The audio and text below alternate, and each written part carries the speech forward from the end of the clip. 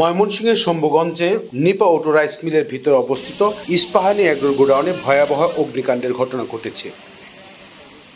বৃহস্পতিবার দিবাগত রাত আনুমানিক 12টার দিকে শম্ভুগঞ্জ এলাকার আলালপুর বাজারের নিপা অটো রাইস মিলে এই ঘটনা ঘটে।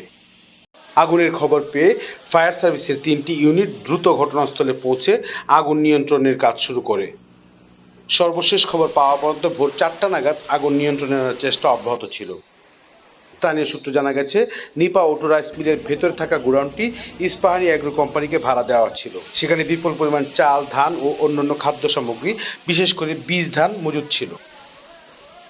প্রতিষ্ঠানের স্বত্বাধিকারী মোহাম্মদ খলিল রহমান জানান, গোডাউনে সংরক্ষিত বীজ ধান সহ বিভিন্ন খাদ্যপণ্য আগুনে পুড়ে যাওয়ার আশঙ্কা রয়েছে। বীজ ধান সহ বিভিন্ন খাদ্যপণ্য আগুনে পুড়ে গেছে, তবে তাৎক্ষণিকভাবে আগুন লাগার কারণ নিশ্চিত হওয়া যায়নি। ফায়ার সার্ভিসের ইউনিট প্রধান মশিউর রহমান জানান, রাত 12টার দিকে টেলিফোনে খবর পেয়ে তারা ঘটনাস্থলে পৌঁছান। আগুনের ভয়াবহতা বিবেচনায় আরও 2টি ইউনিট যুক্ত করা হয় এবং বর্তমানে 8টি পাইপের মাধ্যমে আগুন নিয়ন্ত্রণে আনার চেষ্টা চলছে। প্রাথমিকভাবে ধারণা করা হচ্ছে এই ঘটনায় কোটি টাকারও বেশি ক্ষয়ক্ষতি হয়েছে। আগুন সম্পূর্ণ নিয়ন্ত্রণে আসার পর অগ্নিকাণ্ডের প্রকৃত কারণ এবং ক্ষয়ক্ষতির পরিমাণ সম্পর্কে বিস্তারিত জানা যাবে। কিভাবে সেটা তো আমরা বলতে পারতাম না। তাহলে আমরা মেলের কি ইস্টাবারে আমরা দেখতেছি যে চালু ধোয়া দিতেছে, পরে আমরা সব মেন সুইচ সব লাইন অফ করে দিচ্ছি। তারপর 10 মিনিট পরে আগুন খাওয়া দাওয়া করে রাখি 12টা ইস্পাহানি কোম্পানির কাছে ভাড়া দিচ্ছিল। হঠাৎ করে আমরা যখন ওইখানে বসা, তখন মানে কিছু খাওয়া দাওয়ার জন্য ব্যবস্থা করতেছি। হঠাৎ করে ঘর থেকে বাইরে দেখি যে আগুনের সূত্রপাত। তারপরে সবাই টিকে লাগাইলাম, লাইন টাইন অফ করলাম, কারেন্টের লাইন টাইন অফ করে দেওয়ার পরে তারপরে মনে করি যে ফায়ার সার্ভিস খবর দেওয়া হয়েছে।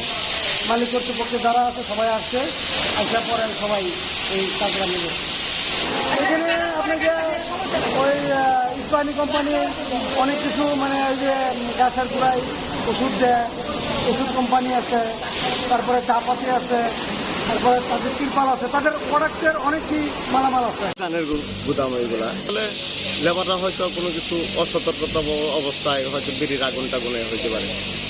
এটা আসলে সঠিকভাবে সকালবেলা বোঝা যাবে যে কিভাবে হয়েছে। আমি রাশনের মালিক।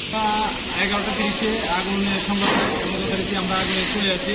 এখানে 3টে ইউনিটে আগুন কন্ট্রোলে দেখতে হচ্ছে। আমরা আগুন নিয়ন্ত্রণ করতে কিছু সময় লাগে, কিছুক্ষণ সময় লাগে।